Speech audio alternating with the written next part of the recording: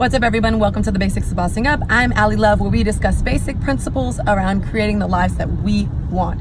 So here's the deal. I'm on the go, and I figured I'd do a Bossing Up video about something that just came to me. I just left the USTA tennis grounds, the Billie Jean King Tennis Center, for the US Open. And one of the things with creating a business as an entrepreneur, as someone who works in many areas, when it comes to like basics, getting back to the basics, there's something quite important around branding yourself as an individual. So for example, if you are the CEO, founder of a small business or a large business, or you are your business, whether you're a TV personality, you're an influencer in some capacity, you're an author, or whatever, any of those areas.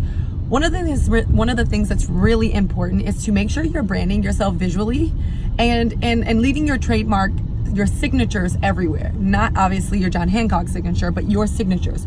So I had a fun conversation with Carolyn. Carolyn is one of the hosts on the US Open Now show that I was just on.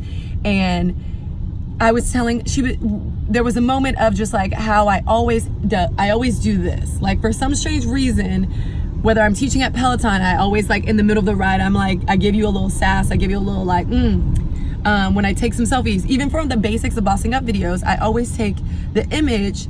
And I did it on the first one. I took a selfie, and the first thing I did was this. And I was like, you know what? In order for my community to recognize that these are the Basics of Bossing Up videos, I'm gonna have a selfie as the image that lays on the static post screen. When I download it to IGTV, this will be the one split-second image that will make the page consistent, but it's also an identifier. So it's like almost finding those signature things, whether it's wearing a certain color when you are hosting on panels, or it's having your one word that you always say. You know, my mom used to always say, like, it's so like, she'd always say, all right, like, and so when her friends, this is a branding moment, like even down to the things you say, even down to your mom, hello. My mom, even down to where if anyone says, all right, immediately I would think of my mom, or our friends or family would think of my mom. Like, it's one of those things that if you ever see someone post like this, you're like, oh, it'll make you think of my name. My name is me is the product. You hire me to do jobs, right? So the same thing goes for your products. When it comes to anything for Love Squad, the color orange is something that is this like tangerine color is our identifier, and we're trying to drive that a little bit more. So keep in mind, when branding yourself as an individual, take a moment and think about the things that you're saying. Think about the things that you're wearing. So I think for me, it's very important that I'm super stylish. I think I was telling a friend, I was like, anyone can do fashion. Very few people can have style. And it's the truth. Anybody can put on something that's on a couture rack and it's couture. Anyone can go to a high fashion brand and the price is going to be the price. It is fashion. It is created to be expensive sometimes.